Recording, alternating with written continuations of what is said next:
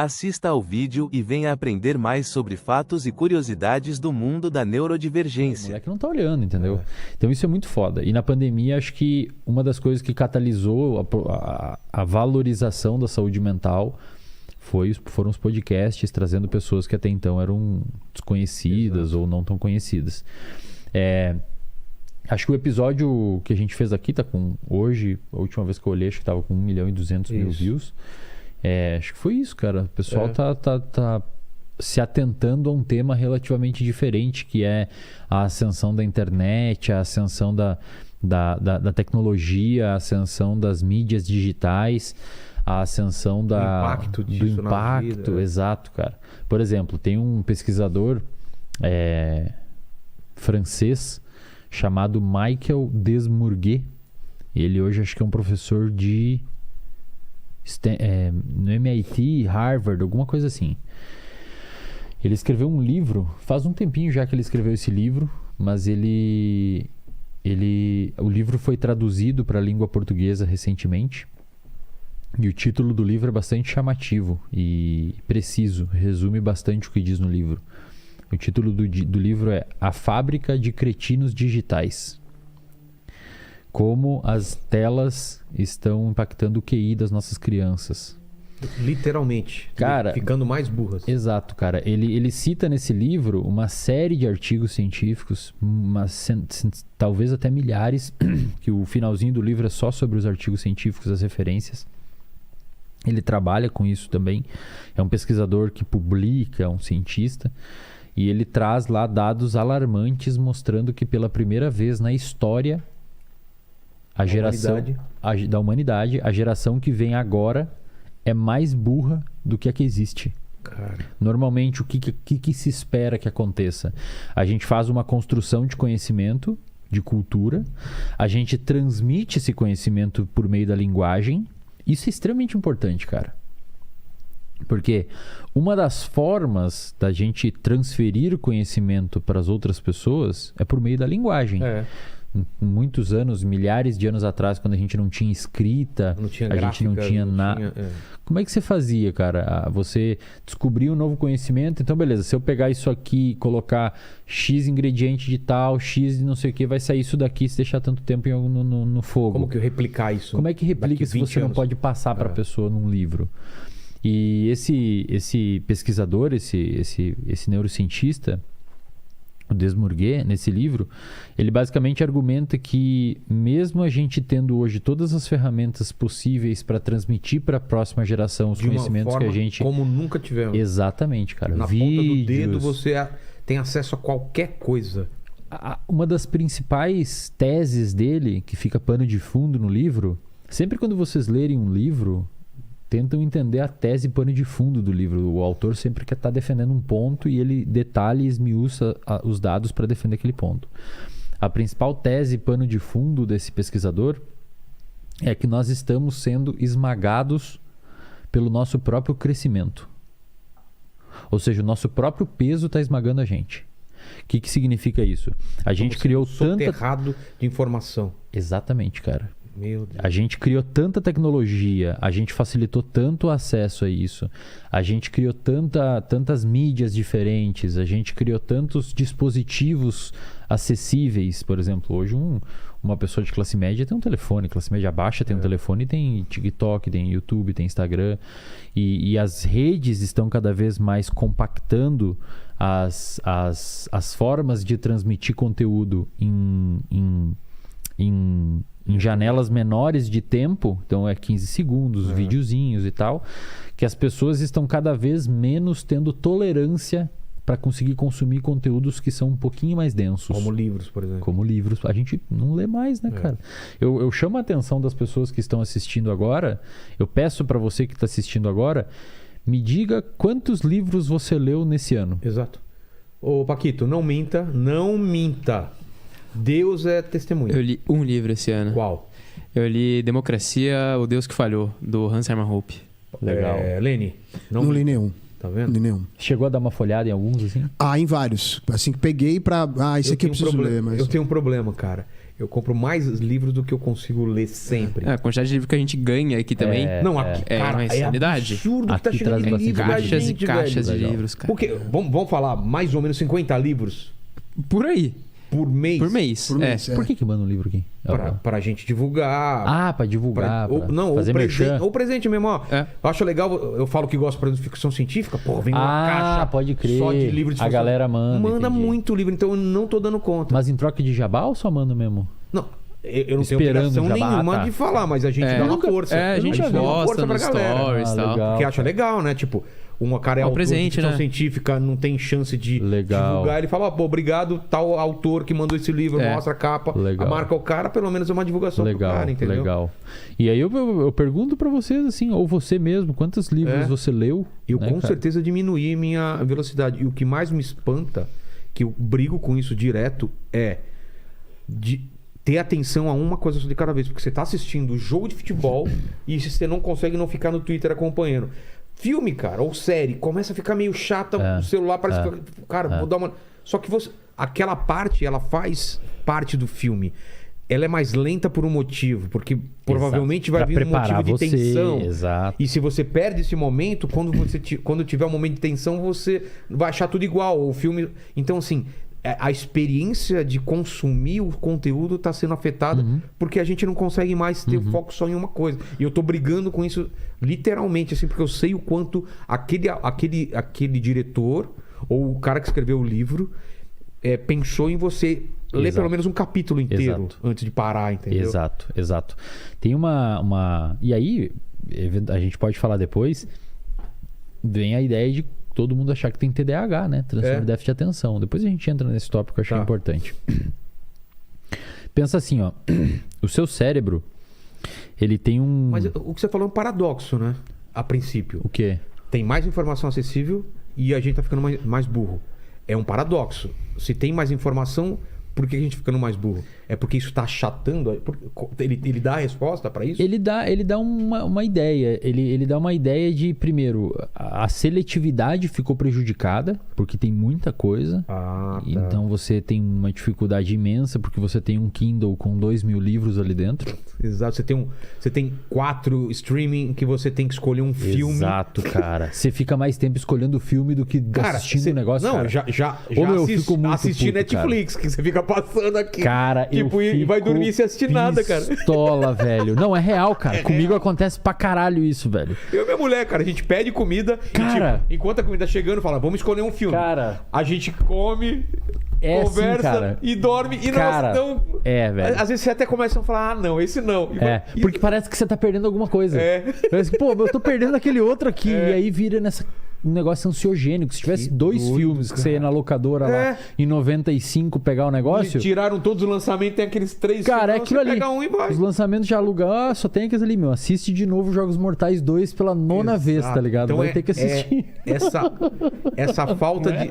Não é isso aí, cara. É isso aí. Às vezes a gente fica procurando. Sessão da tarde, Lagoa Azul. Cara. Às vezes fica procurando e acaba assistindo um que você já viu. já. Cara. Quantas vezes eu já fiz isso, cara? Velho. Acabo no Blade Runner. Você já viu o filme O Irlandês? Já, 3 horas. Cara, Ou 4 duvido horas. você assistir esse filme, cara. Eu duvido você assistir de uma esse vez filme. só. Duvido você ter paciência e assistir. Ó, vou lançar um desafio. Assista. E é um puta de um filme, cara. Porra! Um puta de um filme. Tem Al Pacino, os caras Não, fudidos. mostra eles envelhecendo, né? Toda a geração. Cara, e uma tecnologia que eles usaram. Ó, duvido você, um desafio pra você aqui, ó. Assiste O Irlandês sem pegar no celular, velho. Exato. 3 horas. Duvido. Eu duvido você Escreva no fazer comentário isso, se velho. você conseguiu aí. Eu duvido E você não fazer minta isso. pra nós que a gente sabe. Comenta tá? aqui, cara, se você assistiu O Irlandês. Acho que tem na Netflix. Então isso que você falou é um dos motivos, né? De ter muita opção. E antigamente tinha uma televisão, um jornal que filtrava as informações. Falava, o que você precisa saber tá aqui. Cara, hoje uma criança hoje de 10 anos tem mais acesso à informação em 2 dias que um idoso de 1800 em meia vida, velho. Em 2 dias, tá ligado? Como é que eu ia saber o que tá acontecendo? Não tinha veículo de informação. Tem uma inteligência artificial, um algoritmo de oferecer outras coisas pra criança, pra gente também, que ela assiste um conteúdo, o algoritmo entende que ela pode gostar desse, daqui a pouco a criança estava gostando de Patrulha Canina, já está assistindo um outro daqui a pouco tá em Lucas Exato. Neto, tá em não sei o quê, e Exato. ela vai passando de um pro outro. E Exato. antes a gente era fiel, cara, eu gosto desse desenho, ficava assistindo milhões de vezes. E essa ideia do pesquisador, ele basicamente diz que a gente tá tendo cada... Primeiro, a tese dele é essa, que as crianças, devido a esse monte de estímulos, estão... E cada vez estímulos de recompensa mais rápida, mais dopaminérgicos, geram picos de euforia. Pô, você vê, imagina, cara. Você já viu a estrutura do TikTok? Não. O jeito que é o TikTok? Você já parou pra pensar? Vocês que tem Não, TikTok... eu já passei por lá, não gosto de TikTok, mas eu Cara, sei como funciona. ele é muito imersivo. Por quê? Ele não tem borda, cara. O vídeo tá na tela inteira. É. O vídeo tá na tela tem inteira. texto, Você não não tem consegue título. sair. Não tem como sair. Você só consegue ir pra baixo que tem outro vídeo. E se você Ele te quiser sair, prende como ali. faz? Não é tipo o Instagram que você tem ADM. Ah, tá. Ele é projetado pra te deixar mais dentro do vídeo.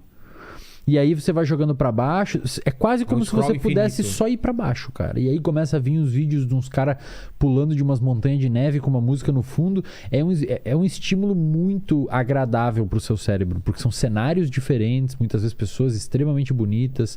Eu tenho um TikTok que eu divulgo lá os meus cortes. Tem esses dias eu abri uma live lá pra testar e o bagulho tem um filtro que eu nem pedi. Tipo assim, ele me deixou mais bonito automático. É cara. mesmo? Ele é todo um esquema organizado pra deixar o ambiente extremamente agradável e deixar você preso dentro dele. Alegre e agradável. Inclusive tem pesquisas que já saíram mostrando que o TikTok dá picos de neurotransmissores envolvidos com fixação no conteúdo. É. E gera um certo tipo de aprisionamento ali da atenção do sujeito. Quanto que a pessoa consegue ficar no TikTok? Quanto tempo? Horas ou minutos? Cara, Tem gente que fica horas? Galera fica horas ali, cara. Nossa. Eu tenho... Esses tempos eu tava lá em casa tomando um café, eu abri o TikTok pra dar uma olhada, cara. Cara, eu fiquei uns 25 minutos rolando aquela porcaria pra baixo. Cara. É muito da hora, cara. É muito massa. E a inteligência dele é muito foda, né? Muito, muito. Então, assim, a tese desse pesquisador, ele fala assim, cara, como a gente está tendo cada vez mais conteúdos rápidos, relativamente superficiais, por conta de uma inerência à velocidade do conteúdo, as crianças e os jovens adultos não estão sendo submetidos a algum tipo de desafio maior desde cedo. Entendi. E, portanto, isso meio que mima o cérebro delas. Faz sentido. Tem uma coisa que eu gosto de falar que eu chamo de percepção de esforço. O que é percepção de esforço? Se nós dois levantarmos isso daqui, levanta isso daí. Beleza, os dois pesam a mesma coisa e a gente levantou de uma altura igual. Então, digamos, a gente fez o mesmo movimento do ponto de vista físico. Agora, se alguém passar um questionário para nós de percepção subjetiva de esforço, você vai relatar quanto você se esforçou para fazer isso e quanto eu me esforcei. Dá para fazer coisas semelhantes no sentido intelectual. Então, digamos assim, a gente pega cada um livro, a gente lê um capítulo de um livro e alguém pergunta para nós quão custoso foi para você ler esse capítulo do livro. Quão custoso foi para você se aprofundar nesse capítulo do livro, entender o capítulo do livro.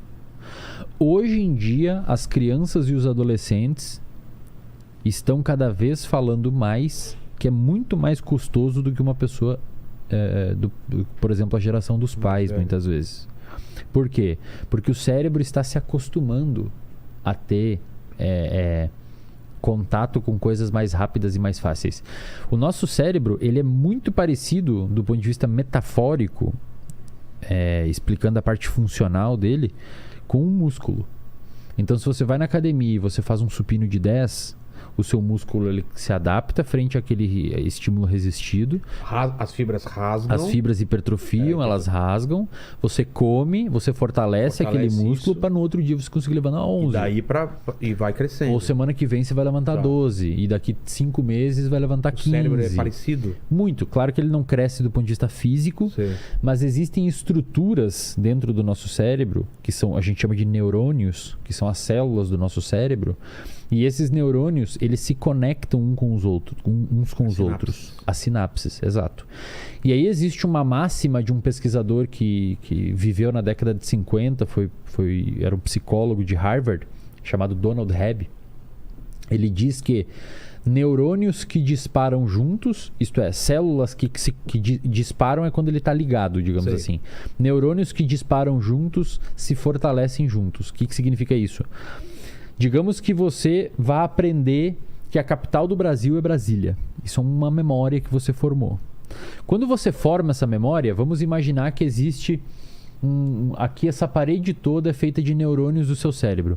Quando você forma essa memória, algumas das luzes dos fios aqui da parede disparam, Tá. outros não. Uns sim, outros não. Como se ficasse uma trilha dentro do seu cérebro. Entendi. Essa trilha, quanto mais você fortalecer e mais você usar ela, mais forte ela tende a ficar. Então, uma das melhores formas de você fortalecer o seu cérebro... Como um rio, ele vai criando um sulco Exato. e um caminho, porque ele vai passando várias vezes pelo meu caminho e vai marcando aquele É um caminho. campo de grama que você passa todo dia. Tá. Fica uma trilha. Tem uma trilha. E aí, quanto mais você passa ali, a trilha fica mais evidente e mais fácil você olhar pra trilha e lembrar dela.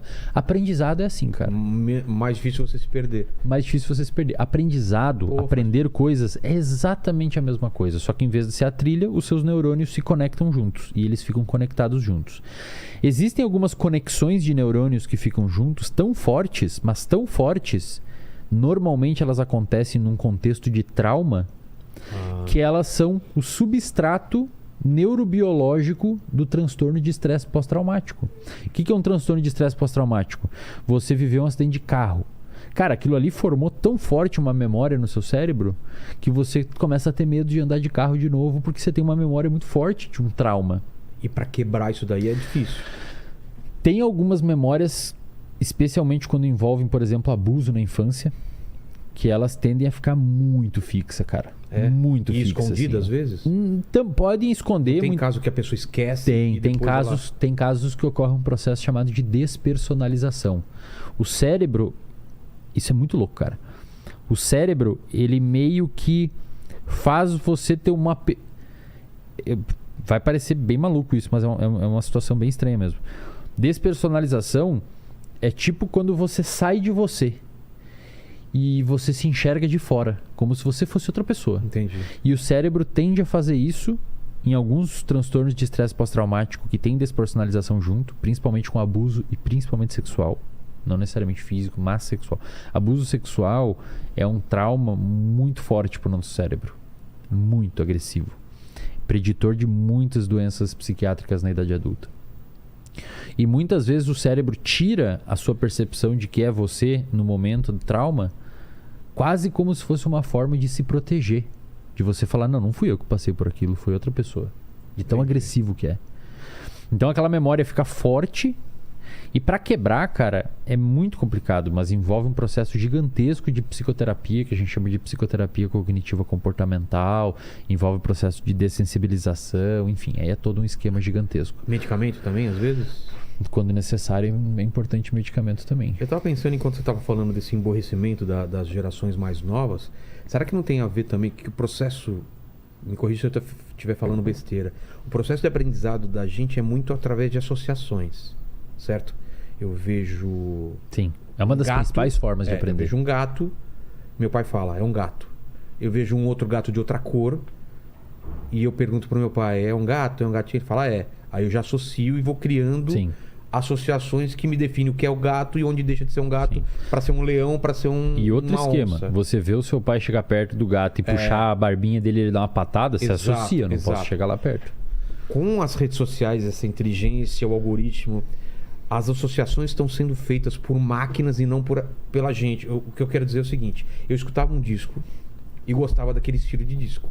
Eu ia conversar com amigos, ia pesquisar em revista, coisas parecidas, e eu ia atrás de associações que tinham a ver com aquilo. Hoje em dia eu não preciso mais fazer isso.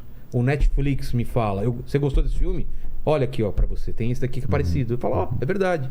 E aí eu deixo de ter essa habilidade ou esse músculo cerebral de ficar tentando achar coisas que eu gosto. Perfeito. Porque a máquina tá me dando a mesma coisa no Spotify. Eu gosto dessa banda de rock e ela vai me dar outras coisas, porque outras pessoas que gostam disso também gostam disso. Então você vai deixando de fazer essas associações ou perceber padrões. Porque uma das coisas do ser humano também é de perceber padrão. Tem um padrão, pô, quebrou o padrão, ou é perigo, ou é alguma coisa que eu tenho que perceber. Não acontece um pouco isso também? Eu tô viajando demais? Não, tem sentido. É um afunilamento, né? A sua experiência ela começa a ficar cada vez mais limitada dentro daquele funil específico. Alguns sociólogos chamam isso de bolha. Você cria uma bolha. Você fica cada vez mais numa bolha. Cada vez mais numa pequena bolha. E antigamente a gente era exposto a tudo. Exato. Por exemplo, se eventualmente tiver um sistema exclusivamente EAD, muitas vezes o seu filho, a sua filha, não vai ter a possibilidade de se expor a um contexto escolar com várias pessoas. EAD é escola à distância, educação à distância. Exato. Então, é importante para o ser humano em geral ter o que a gente chama de repertório comportamental. O que é repertório comportamental? Você se submeter a diversas situações, mesmo que essas situações sejam nocivas. Sejam traumatizantes. Porque assim... Faz parte, né? Pensa assim, esse é um tema assim, é complicado porque muita gente pode entender errado, mas... Um dos problemas que está por trás desse emburrecimento das gerações atuais é uma hiperproteção dos pais. Então, por exemplo, a criança vai para a escola e tem que apresentar um trabalho, aí a criança chora em casa, fala pro pai que não quer apresentar o trabalho, aí o pai liga para a diretora, fala, pô, não tem como aliviar pro lado do meu filho, ele tá ansioso aqui com o trabalho. Cara, tem que apresentar o trabalho, Ou o filho chega em 15º na corrida e o pai fala, não existe vencedor nesse negócio. Todos são campeões. O negócio não é traumatizar o filho que fala que ele é um merda, mas também ele entender que tem uma pesquisadora, dá pra melhorar, né? Tem uma pesquisadora chamada Carol Dweck, que ela escreveu um livro chamado Growth Mindset. Um livro Mindset, Mentalidade do Sucesso, uma coisa assim, a tradução do Brasil. Ela é uma pesquisadora de Stanford, muito foda. Esse livro foi mal entendido na tradução para o Brasil, em português. Inclusive o termo mindset, muitas pessoas já acham um termo ruim, mas é muito bacana a ideia que ela... Ele foi meio banalizado, pra foi banalizado. Né? Ela fez uma pesquisa na década de 90 mostrando uma coisa muito bacana, cara. Na década de 90 ela fez algumas pesquisas mostrando uma coisa muito bacana. Você sempre tem que... E isso também é uma coisa que não acontece hoje e também está no guarda-chuva que sustenta a existência de uma criançada e uma molecada mais burra, mais inapta comportamentalmente. Esse é um bom termo. Inapta, cara. Também. Tipo assim, você precisa fazer um negócio... Trava. Eu quero um suco, pai. Aí você pede o suco pro garçom. Pede pro garçom, chama o garçom ali. Não, chama o garçom. Chama ele, chama o tio ali, ó. Não tem problema. A criança tem medo e aí o pai protege. Aí você não cria repertório. A criança fica inibida, ela não consegue fazer. Cara, esses dias me mandaram na caixinha no Instagram lá. O cara me mandou na caixinha do Instagram e falou assim, cara, eu tenho 19 anos e não sei pedir um Uber. Meus pais pedem pra mim até hoje. Meu Deus. Que é isso, cara? O cara... E a galera por aí se virando, pegando o busão e, sei lá, velho, faz as coisas. Por exemplo, você é um cara que faz stand-up. Teve um momento que você teve que subir lá e fazer o negócio, velho. E suado, medo do pavor, caralho, ninguém vai rir. Cara, e o stand-up acho que é o pior, mano. Claro porque você não tá fazendo um personagem. Você tá de cara ali. É você, mano. Os caras não gostaram de você. Exato, cara. Não é do palhaço tatá que você tá fazendo. É você, brother. Se você curte o conteúdo, o pior de todos. Não esquece de se inscrever, deixar seu like e compartilhar com os amigos. Vamos crescer juntos nessa jornada.